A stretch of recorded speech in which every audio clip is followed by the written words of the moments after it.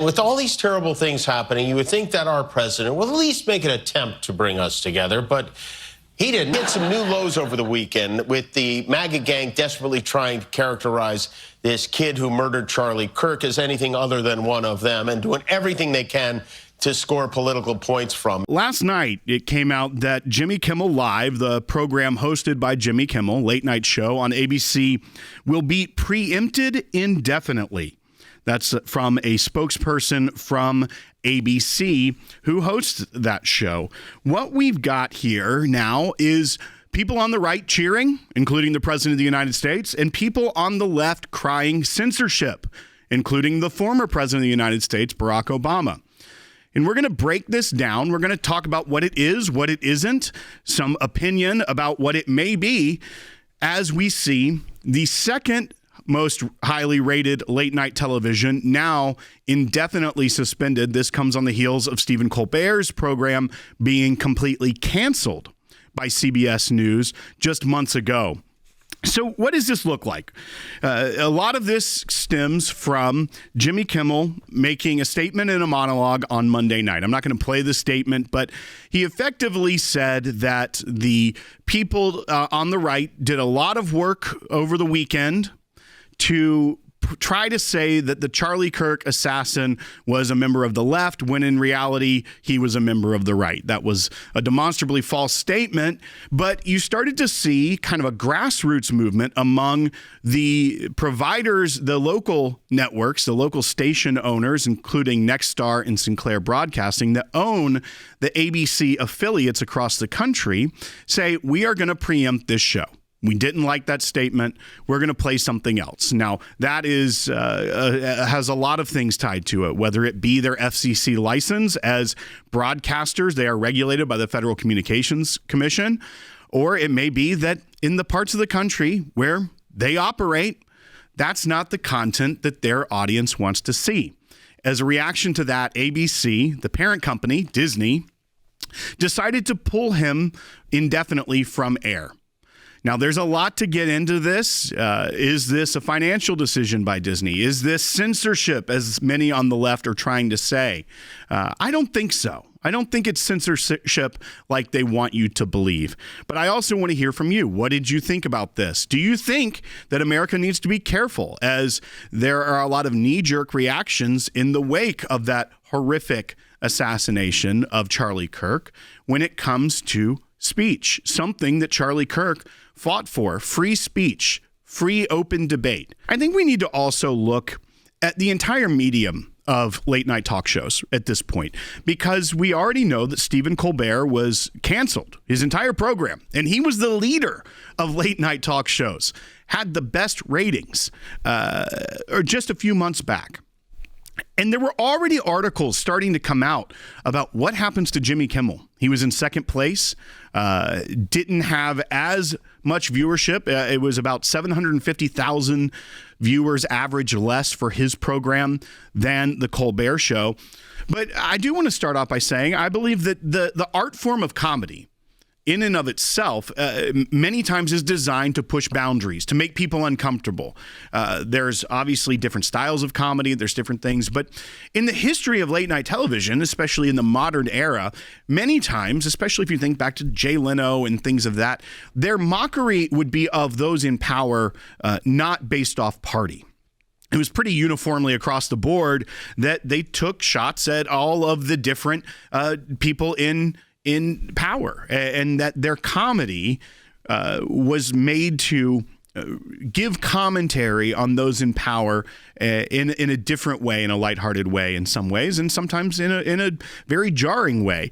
A lot of that had shifted over the past 5, 6, 10 years, where it became very one-sided and was pointed mostly at the right, and the left was given a fair pass. Now, I don't believe that there was anything wrong with that decision by these writers and monologues, that was their choice to make. You have the choice to watch or not watch.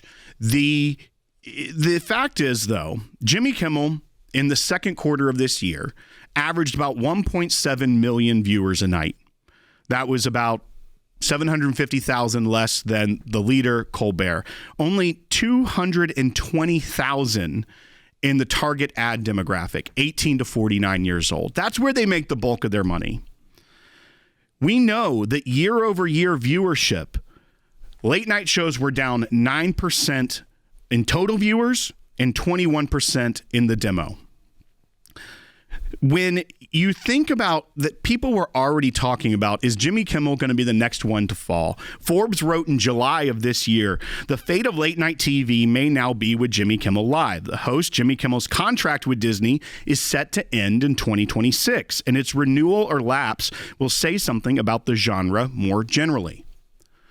So when you look at what happened, where Nexstar and Sinclair Broadcasting started to say, we're just going to preempt this show. And Disney made a decision to preempt it indefinitely. So right now he is not fired by the company and the show has not been officially canceled.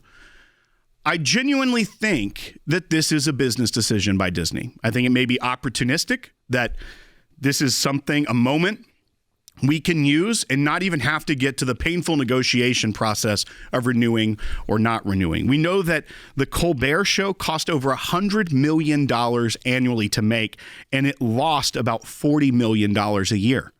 And that was the number one show. Now, let's say that Jimmy Kimmel Live, a fraction of the cost to produce.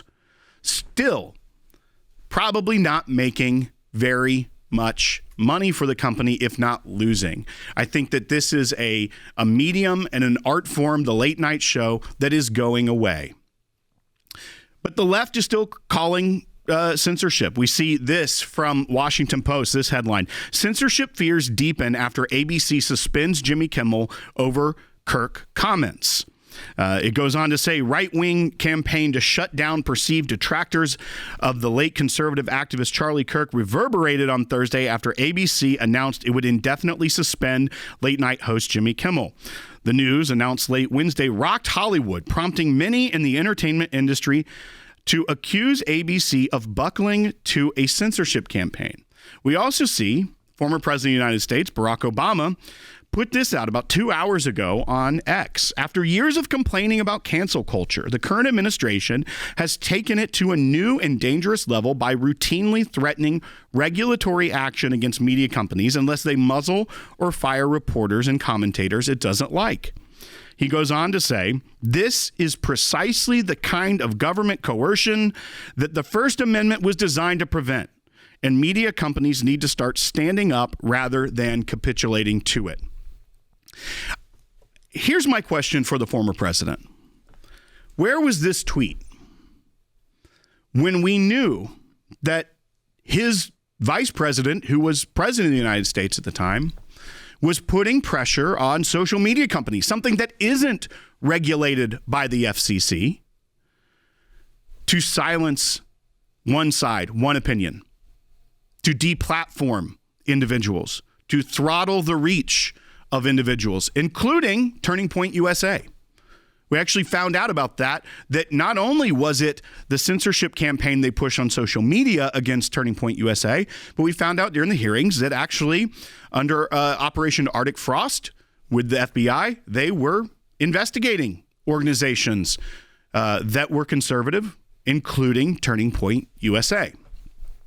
Where was that outrage from the former president at that point? When that was what was actually happening. The government itself was going to these companies and saying, here's what you need to do.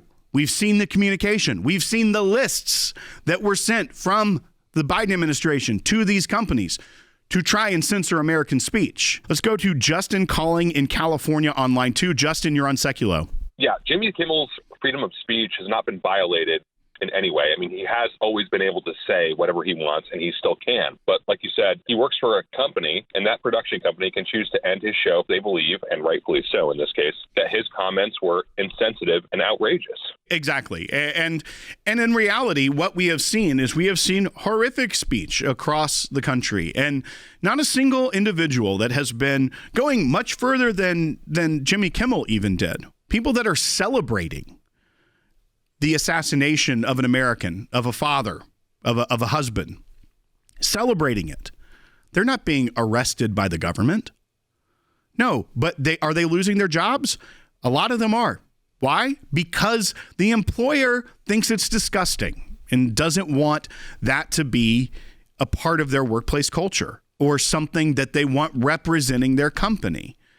And I think that that's fair. I think that the private employer has the right to decide that. And to your point, there are consequences to speech. It doesn't mean that the heavy hand of the government is coming down and prosecuting you or silencing you if your private employer decides, I don't want to be associated with you anymore.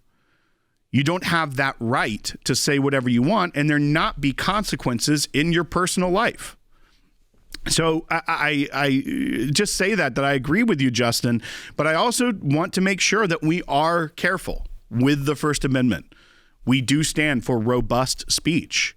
Even speech that is considered disgusting or hateful is not criminalized. People have the right to say things, and they can suffer consequences in the public arena.